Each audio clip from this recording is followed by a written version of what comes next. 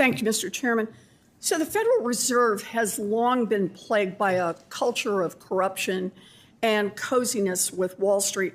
Over the last 5 years, at least 6 senior Fed officials have been implicated in serious ethics scandals related to personal stock trading and self-dealing. But instead of trying to repair this broken culture, I'm concerned that you seem to be embracing it. At the time of your nomination, you owned more than $100 million worth of shares in private investment vehicles called the Juggernaut Funds and THSDFS LLC. And you refused to disclose the underlying assets to the Senate and to the public. You say now that you've sold those shares. In other words, somebody wrote you a check for more than $100 million days before you entered office. Chair Walsh, who wrote that check? Senator Warren, this is a discussion you and I had in the public square 7 weeks ago, and I'm thrilled to tell you that I have fully honored the obligations I had under the agreement I had with the Office of Government Ethics. Yeah, and there is continued disclosure, which I'm happy to make as consistent with the agreement. I asked you a very specific question. Who gave you $100 million right before you were sworn in? Was it a billionaire who has business with the Fed? Was it Stanley Druckenmiller, who's made billions of dollars betting on what the Fed does? Or was it a different billionaire? Who gave you the money? I will fully comply with the Office of Government Ethics. That's not an answer. Well, it is an answer, actually, Senator, because there are obligations, and I will satisfy them completely. $100 million that you got just before you were sworn in, and you won't tell the American people where it came from. Let's go to another incident. As you know, the Fed imposes a blackout period where senior Fed officials are prohibited from talking about economic issues with outsiders. The idea is to, quote, reinforce the public's confidence in the transparency and integrity of the monetary policy process. In other words, no one gets some special insider information from the Fed.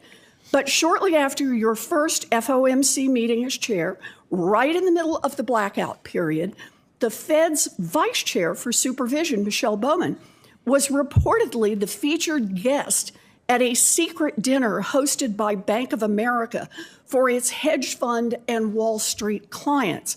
At this closed-door dinner, she reportedly spoke about both monetary policy topics and regulatory policy. Now, I've called on the Inspector General to review her conduct, but you're the guy in charge. As chair, you set the tone on culture. Did Vice Chair Bowman provide any non-public information to the attendees at that secret dinner or discuss any regulatory policy matters that are subject to open comment periods? Senator, I agree with one of the premises of your question, which is I do set the culture. Good. After my very first week at the Fed, I sent a letter to the 21,000 people at the Fed outlining our culture. I appreciate that, but we have very limited time and a very strict chairman. So can you just answer the question about the vice chair and her secret meeting? Sure, I'm happy to the extent I can share it with you. The vice chair has been an excellent colleague in my first 7 weeks. I'm aware of the letter you sent to the Inspector General. Out of an enormous respect for him, his investigation, what he chooses to do with it, I'm going to leave to him to do without trying to micromanage that. So I'd be interested in the judgments that he comes to. So you will support his investigation. Have you made your own investigation? Did you ask her if she spoke at a secret meeting during the blackout period?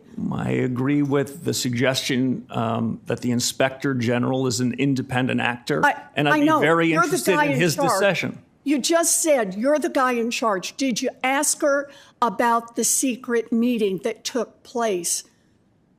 Did you ask her? I can answer a simple question, which is I wasn't at the meeting. I don't know the facts. No one. But I'd be very interested in the fact-finding being done by an independent Inspector General. Did you care enough to ask, how can you be chair and not ask your own vice chair whether or not she violated the blackout period, violated the law? I think it'd be inappropriate for me to prejudge facts that are being discovered by an independent actor. I don't know how you prejudge them if you don't ask? Well, I don't know how to prejudge them if I wasn't in the So just attendance tell of a me, meeting. did you ask? She's been an excellent colleague. Did you ask? I've asked her a lot of things Did you about ask? supervision and regulation. Yeah, because we've been I think busy that's one doing more a lot of question real you work don't over want the to last answer. 7 I weeks. got to say, I'm going to take the same time you did. I just got to say, You hope so. the tone that you are setting is one that seems to invite corruption, and that's going to be a real problem. Mr. Thank you. Brown. We've had 7 weeks, Senator Warren, and we've set a tone of performance, accountability, responsibility, and integrity. Senator Rounds has already- the floor. Thank you, Mr. Chairman. Mr. Warsh, welcome to your first meeting. Thank you, Senator.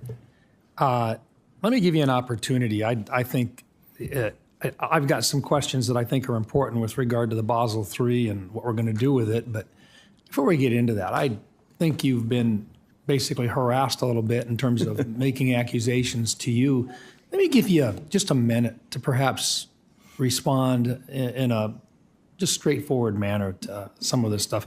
Anybody give you $100 million? No, Senator, no one did any such thing.